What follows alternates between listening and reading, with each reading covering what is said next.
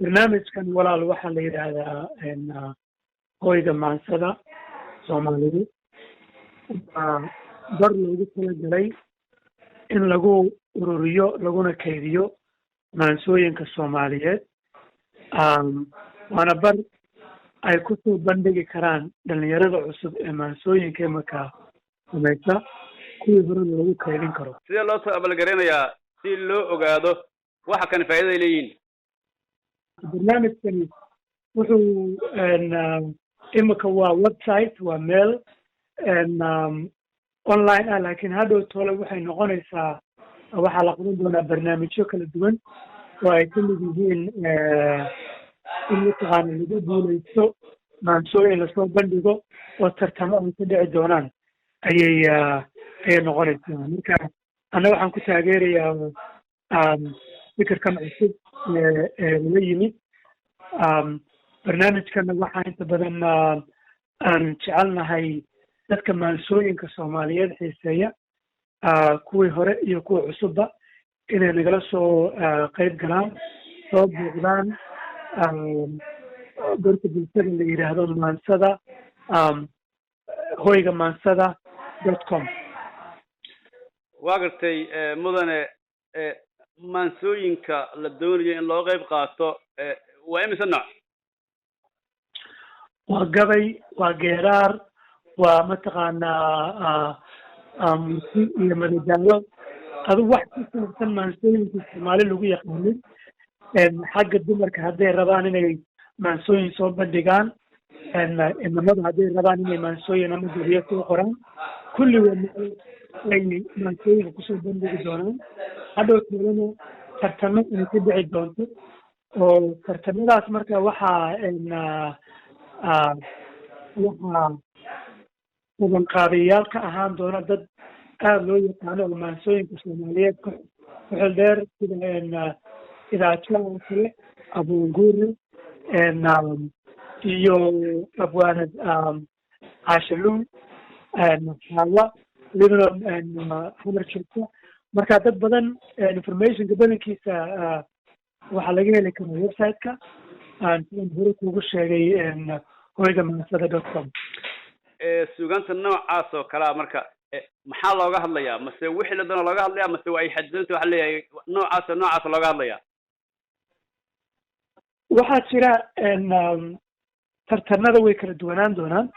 waxaa laga yaabaa in la go-aansado oo la yidhaahdo bisha soo socotoo kale waxaa laga hadlayaa arrimaha mataqaanaa dhalinyarada ku saabsan oo kale, ama deegaanka oo kale, sida dhirta oo kale, ama mataqaanaa marka horkood barnaamijyo loogu talagalay hablaha oo qaseynaya dumarka iyo barnaamijyadooda. marka kuwaas inay way kala duwanaan doonaan, laakiin hoyga maansadu wuxuu sal u yahay maansooyinka soomaaliyeed waxay doonaan ha noqdaan, way kusoo dhaweyn doonaan insha allah. waa gartay marka dadka ka qayb gelaya marka waa dad noocee ah? waa soomaali walaal, waa soomaali kusoo bandhigaysa hooyinka afkooda hooyo ee soomaaliyeed, lahaasaduu doona xataa ha noqdo, ama afay, ama mataqaana dhinaca dara oo kale. waxaa la doonayaa in lasoo dib aan usoo mataqaanaa mar dambe usoo milicsano muhiimadda ay lahaan jireen maansooyinka ay lahaayeen, sida inay maansooyinku ahaan jireen meesha laysku wareysto, ama in laysku maansooyin gudahood laysku wareysan jiray, hadday nabadda noqoto, hadday mataqaanaa colaada in la fogeeyo kale noqoto, wax dadka isu soo dhaweeya, barnaamij dadka isu soo dhaweeya ayaan doonaynaa walahi inuu hirgalo. markaan ka hadlayno dadka ka qayb qaadanay oo kale, dhalinyaradoo kale iyo dadkii waaweyn oo kale, gabdhaha yararka, ma loo ogolay waxaa soo dhigmasa dad gooniya la rabaa inay ka qayb qaataan oo kaliya? may walaal, waxaa la rabaa wax alla wixii maanso tirin kara, qof alla qofkii maanso tirin kara, ama ha weynaado ama ha yaraado, ama mataqaana macalin ha noqdo, ama arday ha noqdo, qof alla qofkii soomaaliyeed ee maanso tirin kara waa meel ay kusoo bandhigi karaan maansooyinkooda. waa gartay dadka aan aqoon aaladan websiteyada ama social mediaha oo kale xagee kusoo bandhigi karaan fikradooda? waa su-aal aada u wanaagsan taas. waxaan doonaynaa mustaqbalka insha allah barnaamijkani markuu si wanaagsan usii socdo inaan xiriir la sameyno sida radioyadoo kale, radiogin oo kale, radio banaadir oo kale, ama telefishinadoo kale, kuwa laftooda inaan la shaqeyno oo aan barnaamijyo tartano oo kale la sameyno, si aan fursad u siino dad kasta aad sheegaysid aan internetka isticmaali karayn ama aan haysaninba meelo ay iyaga laftoodu ay maansooyinkooda kusoo bandhigaan. radio kala noqon karta insha allah. waa gartay alfanaan armaanta maxay tahay sababta kusoo beegtay hadda in la qabto tartamada noocan oo kale ah? wala horta barnaamijkan waa fikir in badan laga soo shaqaynayay, annaguna ugumaanan horeynin barnaamij maansooyinka in mar dambe dib loogu soo kordhiyo ummadda soomaaliyeed. marka wax xilligan aan ku oran karo muhiimaddaas ayay leedahay ma jirto. waa waqti badan baa laga soo shaqaynayey. barta bulshada hoyga maansada haddaad booqatid waa meel sawirro wanaagsan, maansooyin lagu keydiyey oo lasoo ururiyey. wakti badan barnaamijka laga soo shaqaynayay. iminka fursadda iyo waktigun baa noo saamaxay walaa barnaamijka soo bandhigay. waa gartay marka waxaa idinka taageerayaa nagu maqaala UNDP ma jirtaa?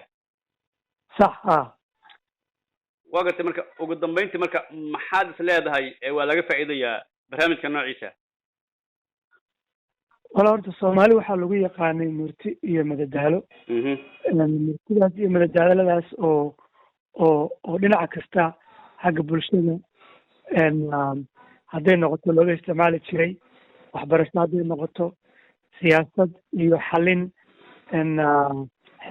mataqaana khilaafka siyaasadda ummadda ka dhex, adigu meelo badan ayaa looga faa'iidi karaa. marka kolley waa wax wanaagsan oo maadaama ummadda soomaaliyeed ummad suugaanta jecel ay ahaan jirtay, iminkana dee sida muuqatada tiyaatarkiioo lasoo habeeyey oo kale, iyo aan moodo xataa fankii soomaaliyeed inuu dib sida wanaagga loogu isticmaalayo, annaguna inaan mataqaana fikirkan oo kale kula jaan qaadno ay nala haboonaatay. waa gartay haddii aan sii raacsado mudane, qofka guulaystoo kale muxuu abaalmarin u helayaa? arrimahaas waa arrimo aan iminka ka shaqayn doono. waxaa laga yaabaa maal in la guddoonsiiyo. waxaan xataa la hadalay mataqaana hay-ado yaan oran shirkado soomaaliyeed oo sida banking systemka oo kale ama telecommunicationka oo intooda badan iyagoo ummadooda waxbarasho iyo wax kasta ku taageera. iyaga laftooda waxay dhaheen waan taageeraynaa barnaamijkan. haddii ay noqoto dee abaalmarina, iyaga laftooda waxay dhahdeen abaalmarintaasaan idinkala qayb qaadan doonaa insha allah.